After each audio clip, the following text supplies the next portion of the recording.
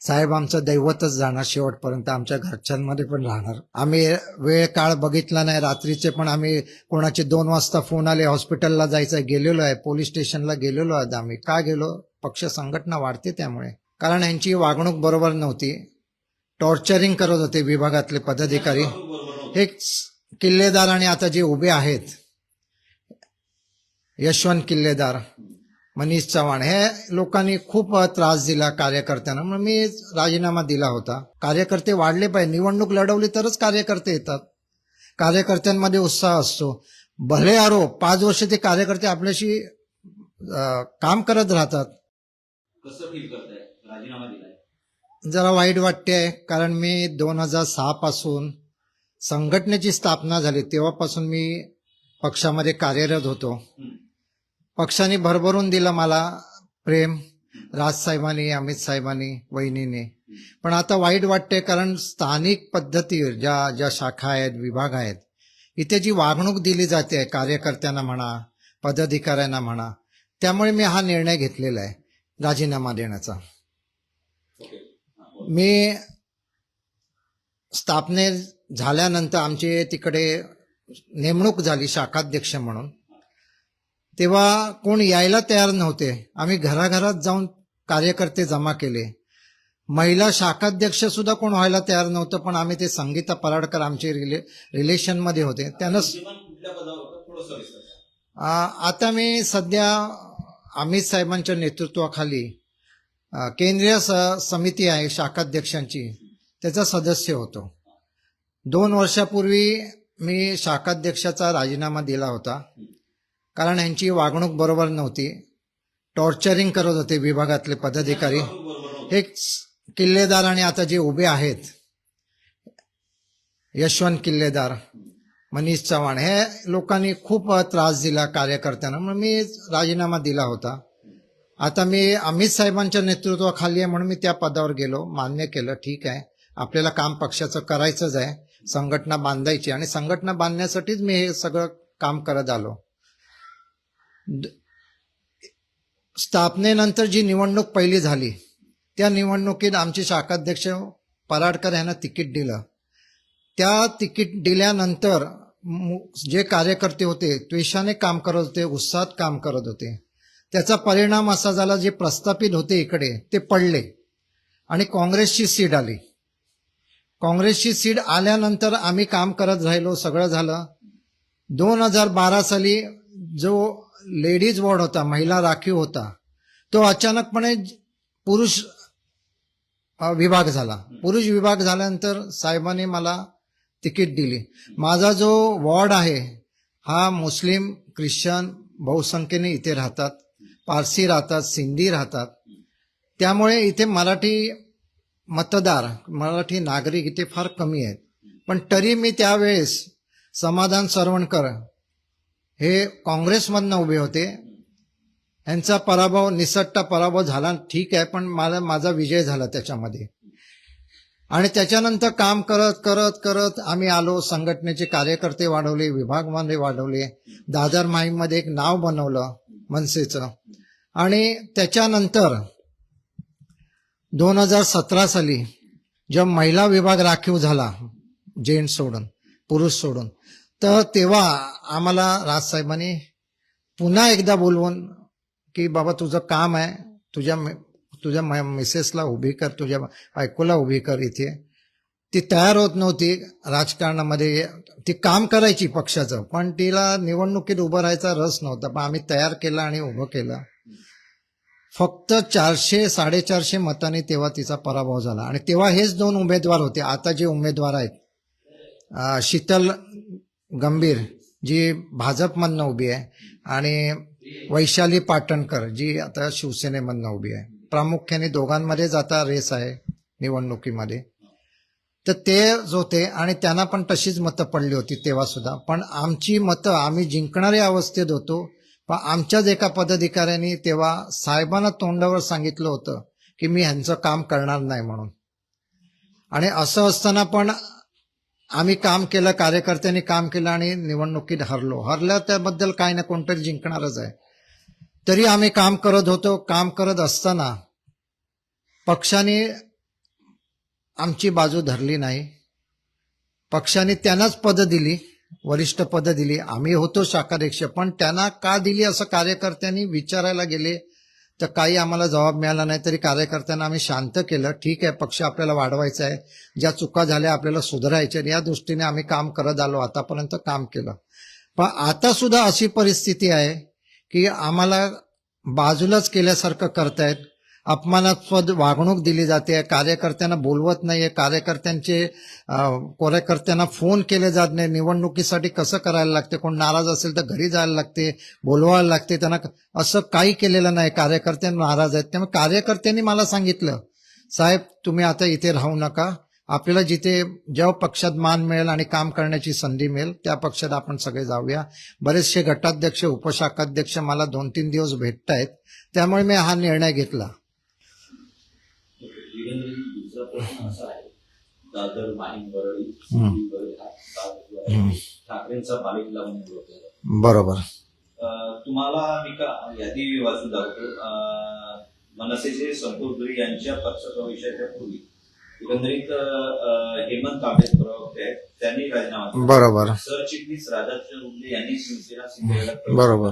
आणि तुम्ही चौथे राहता 2 दिवसाच्या फरकात. बरोबर. भगदाड का पडतंय ठाकरेंच्या बालेकिल्ल्याला? भगदाड पडते म्हणजे हे सगळे कार्यकर्ते आहेत, तळागाळातनं आलेले कार्यकर्ते आहेत. यांच्या मनाला कुठे वेदना झालेल्या आहेत, पक्षामध्ये हे काय चाललंय.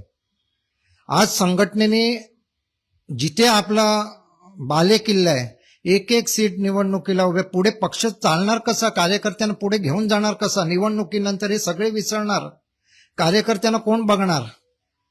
कार्यकर्त्यांकडची जबाबदारी आहे ना. उद्या निवडून आलं आम्ही सगळे कार्यकर्ते बघायचे, आजूबाजूचे वॉर्ड सुद्धा कार्यकर्ते यायचे आमच्याकडे, आता त्यांना बघणार कोण.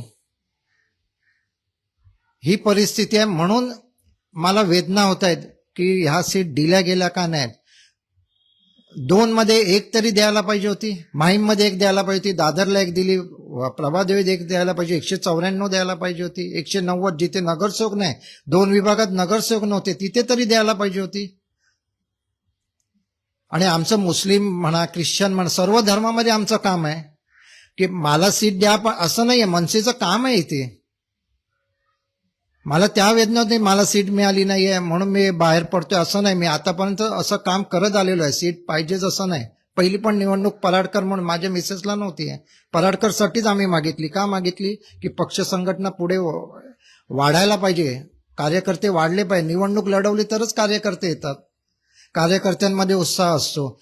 भले आरो 5 वर्ष ते कार्यकर्ते आपल्याशी काम करत राहतात, पण असं काही दिसत नाही, त्यामुळे वाईट वाटते. आता संतोष दुरींनी पक्षप्रवेशाच्या नंतर माध्यमांना प्रतिक्रिया देताना असं वक्तव्य केलं आहे की राज ठाकरेंचा मनसे पक्ष उद्धव ठाकरेंनी ताब्यात घेतला आहे. तुम्हाला वाटतं या प्रकारे तुम्ही व्यथा बोलून दाखवताय? ताब्यात घेतलाय की नाही घेतलाय याची मला कल्पना नाही, पण इथे सगळीकडे कार्यकर्त्यांमध्ये किंवा जनतेमध्ये असं चाललेलं आहे की हा पक्ष विलीन होणार काही कालांतराने. ह्या निवडणुकीनंतर हा विलीन होईल, एकच पक्ष होईल असं म्हटलं जाते. मला खरं खोटं माहिती नाही, पण हे बरोबर नाही. मनसे ज्यांनी स्थापनेपासून काम करत आहे त्यांना हे दुःखद असणार.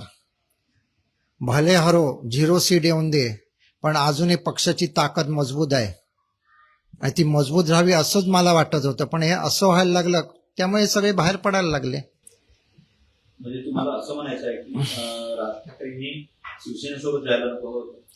नाही, गेल्याबद्दल काही नाही. कुठेतरी युती करायला पाहिजे, सगळ्या युत्या करतायत, त्याबद्दल काही नाही. प्रत्येकाची ताकद वाढते युती केल्यामुळे.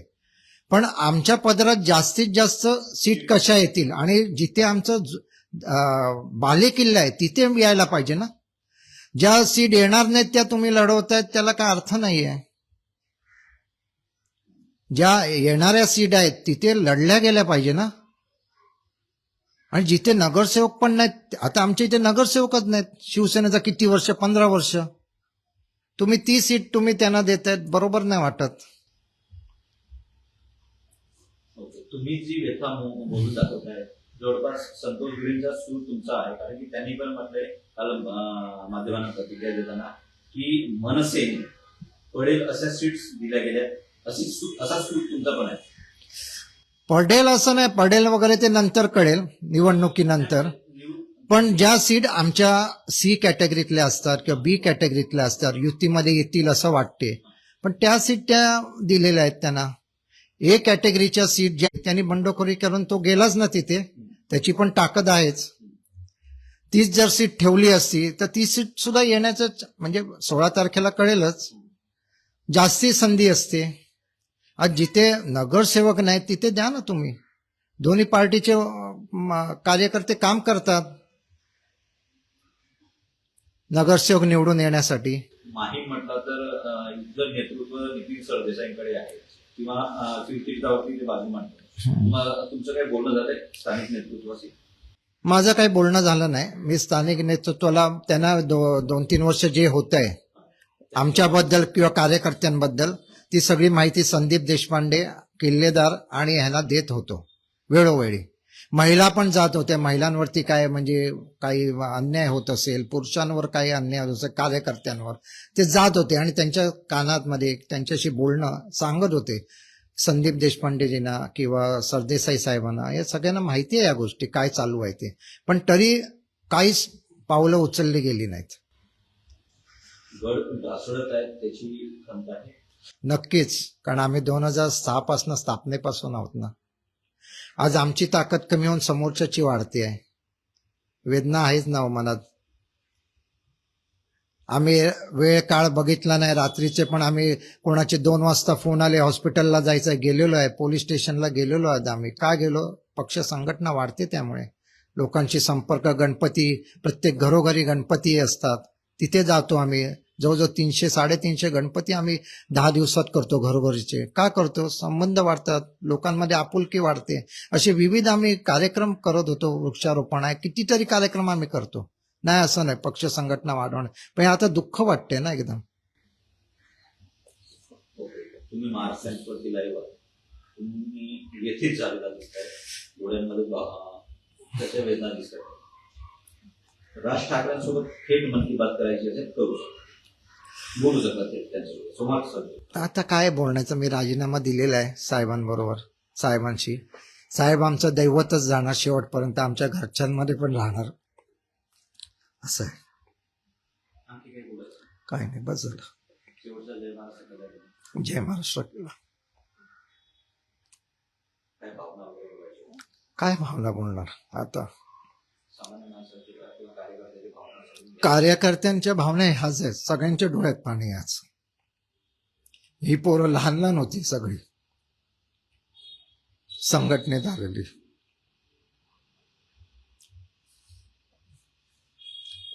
ठीक आहे, साहेब आमचे दैवतच आहेत, दैवत राहणार शेवटपर्यंत. पक्षाची या प्रकारची दुरावस्था होणं, सामान्य कार्यकर्त्यांना दुरावणं किती दुःखद आहे. नक्कीच, कारण काय झालंय आता की कार्यकर्त्यांना वालीच राहिला नाही ना, कोणाकडे जाणार असं आहे.